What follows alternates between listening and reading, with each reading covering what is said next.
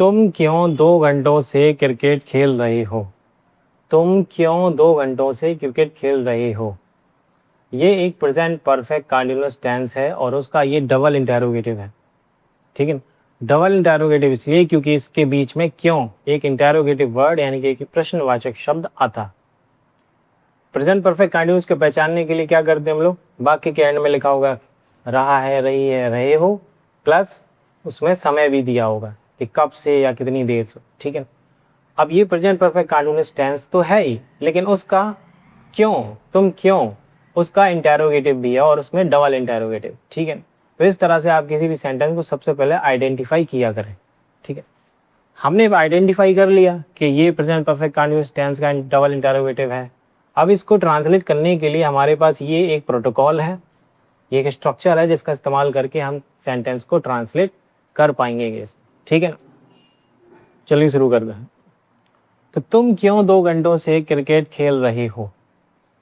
ठीक है ना, सबसे पहले हमने क्या करना है? प्रोटोकॉल स्ट्रक्चर, इंटेरोगेटिव वर्ड, फिर आता है हमारा हैज, हैव, इन दोनों में से कोई एक, फिर आता है हमारा सब्जेक्ट, फिर हम लगाते हैं बीन, फिर हम लगाते हैं क्रिया की फर्स्ट फॉर्म में आईएनजी, फिर हम लगाते हैं ऑब्जेक्ट, फिर हम लगाते हैं सिंस या फोर, इन दोनों में से कोई एक, और फिर हम लगाते हैं हमारा time.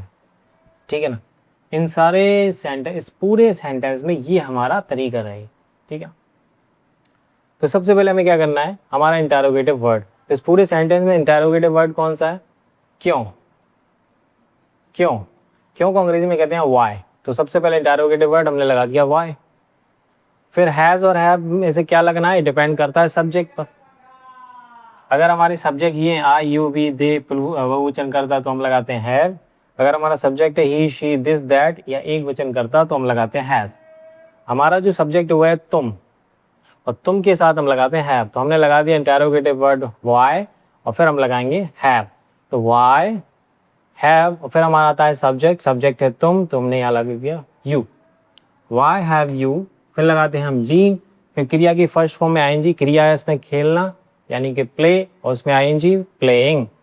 Y have you been playing, why have you been playing. अब इसको बार बार पढ़ते रहा करें बीच में ताकि प्रैक्टिस अच्छी हो।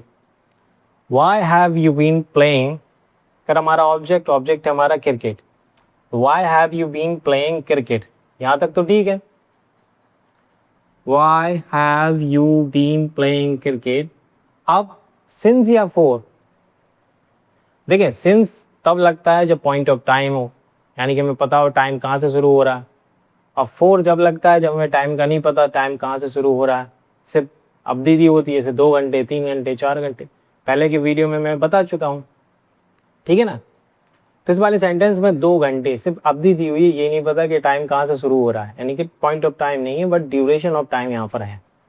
तो हम लगाएंगे फोर।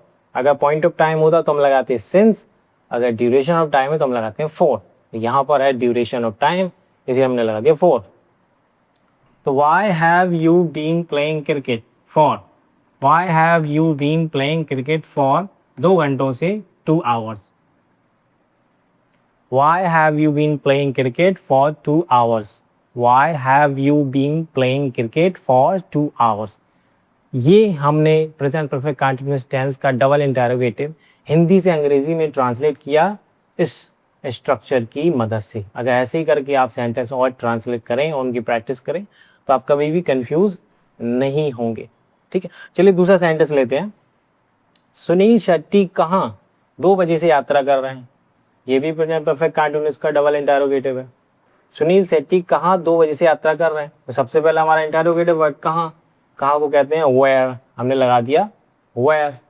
फिर हमने लगाया हैज, क्योंकि सुनील शेट्टी है एक वचन और उसके साथ लगता है has. Why, where has Sunil Shetty been, where has Sunil Shetty been. Verb की फर्स्ट फॉर्म में आएंगी यात्रा करना, traveling. Where has Sunil Shetty been traveling?